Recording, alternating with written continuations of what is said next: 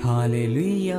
स्वागत है आप सबका मेरी भविष्यवाणियों की पुस्तक में। तो आइए हम आज के पवित्र वचन को पढ़ेंगे जो कि परमेश्वर की दासी पास्टर सोनिया यूसुफ नरूला जी के द्वारा लिखा गया है। बोने के द्वारा यहोवा की प्रतिष्ठा करें। जैसा कि नीति वचन की पुस्तक अध्याय 3 उसकी 9 आयत में लिखा है, अपनी संपत्ति के द्वारा और अपनी भूमि की सारी पहली उपज दे देकर यहोवा की प्रतिष्ठा करना। मेरे प्रियो, प्रेरितों के काम की कलीसिया के जो लोग थे वो सीधा लोगों के पास मदद करने के लिए नहीं जाते थे। वो प्रेरितों के पांव पर धन संपत्ति को रखते थे। फिर प्रेरित बाद में ये निर्णय लेते थे कि वो धन संपत्ति बांटकर कहाँ इस्तेमाल किया जाए। वह लोगों की मदद करने के लिए, रूहों को बचाने के लिए, सुसमाचार सुनाने के लिए उन पैसों का इस्तेमाल करते थे। इसी रीति से वह सारे प्रबंधों को पूरा करते थे।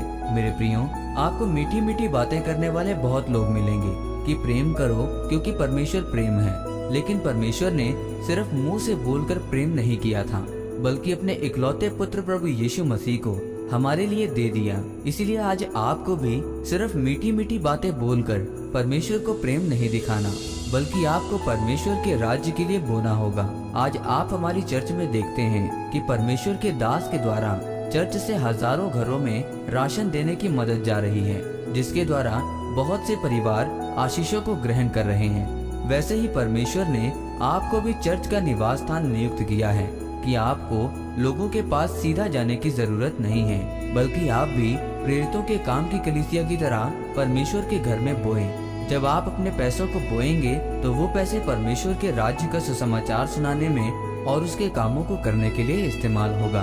क्योंकि जब आप परमेश्वर के घर में बोएंगे तो परमेश्वर आपको भी आशीषित करेगा। याकूब अध्याय 1 उसकी 17 आयत में जब आप पढ़ते हैं तो लिखा है, क्योंकि हर एक अच्छा वरदान और हर एक उत्तम दान ऊपर ही से है और ज्योतियों के पिता की ओर से मिलता है, जिसमें ना तो कोई परिवर्तन हो सकता है और ना अदल बदल के कारण उस पर छाया पड़ती है। यानी जब आप बोते हैं तो ज्योतियों के पिता परमेश्वर अपने महिमामय धन में से आपको आशीषित करता है और आपको आपकी भूमि की उपज में उत्तम पैदावार देता है, क्योंकि बोना परमेश्वर की ओर से है और एक तरह से परमेश्वर की आराधना करना है। इसीलिए मेरे प्रियो, अगर आप चाहते हैं कि परमेश्वर आपके लिए आशीषों के दरवाजे खोले तो आपको भी परमेश्वर में आनंद के साथ बोना होगा।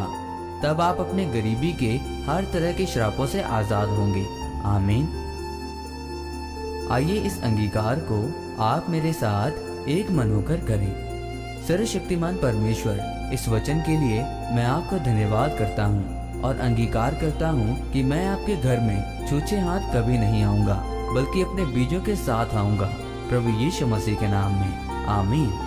परमेश्वर आप सबको आज के वचन के ऊपर मनन करने के द्वारा आशीषित करें। आमीन।